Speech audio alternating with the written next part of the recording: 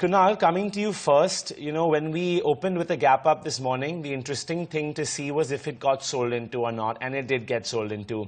Now, if you look at yesterday's low, I mean, we're not even able to defend that. So is there incrementally more downside quite apparent to you now?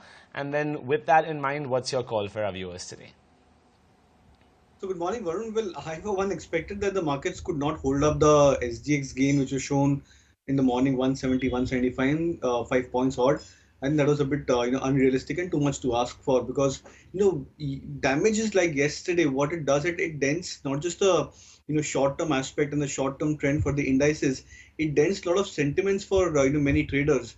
And, when that happens, you don't see, traders going into a risk-on mode. There is a definite case of risk off which happens, trimming of positions, dropping down leverages, and trying to reduce or trying to curtail the risk which is there in each one's portfolio. So when you see such kind of a scenario, any rally would be taken as a welcome opportunity to try and trim positions and either build short positions or try and reduce long positions, as in how the case may be. So there was not a case where I won't believe that the markets could bounce back very sharply, at least in the first half of the day. And I think that's what exactly panned out. Bank Nifty opened up some 200 to 50 odd points, but you saw immediately the banking index saw a sharp sell off, and it came down to almost 400 500 points off from the intraday highs in that sense. Now, the other point to look at is that how is the positioning from the option traders, because that generally predominates and dominates the near-term market trend.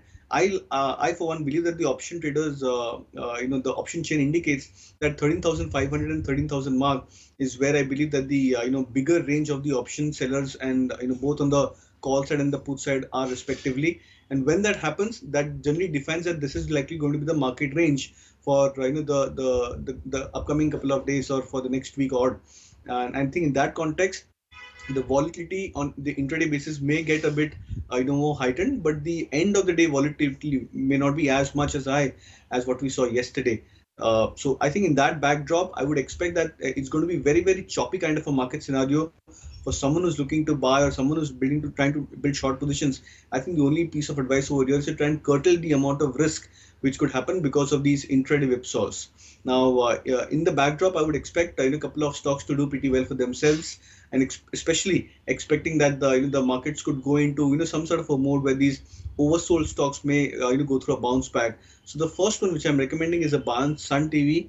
The stock coming to an extremely oversold territory from 515, 520.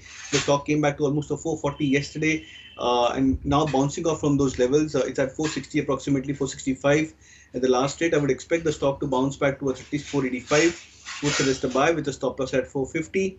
The second would be a NIIT Ltd. It's a mid-cap name.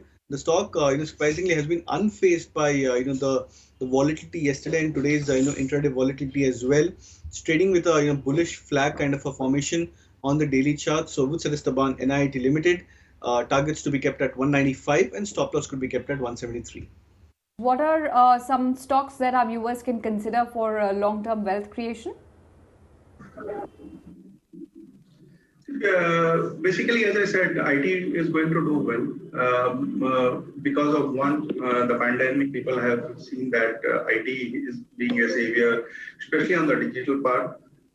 Last week, sensor results has also proven that the numbers are going to be good, and the next fortnight we would be witnessing a lot of IT numbers coming out. Hence, I would recommend a buy on Tech Mahindra, which is one of the leading IT companies in India.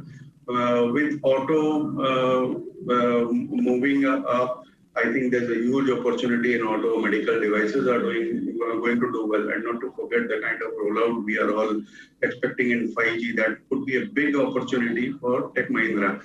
Even if you look at the valuation, it's trading at a less than 20 times FY22 earnings, which gives a lot of comfort. So I would say buy Tech Mahindra with a target of maybe 1050 in the next 2 quarters. The next one would be Bandhan Bank.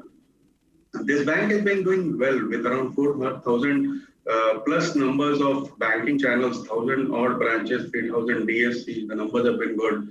NIMs have gone up. Asset quality is stable. And it is a play on housing finance also because group finance has been merged into this. The issues on shareholding pattern has been solved, and I think the valuations are quite cheap. If you look at the 52-week high number, that was around 600 odd rupees, and it's still trading at 385 odd numbers. So I think there is huge scope in this bank. One should accumulate at every depth, maybe with a target of 430 rupees in the short term, and maybe higher in 500 odd plus in the next 1 year or so. But for the next 3 to 6 months, we have a target of 430 rupees.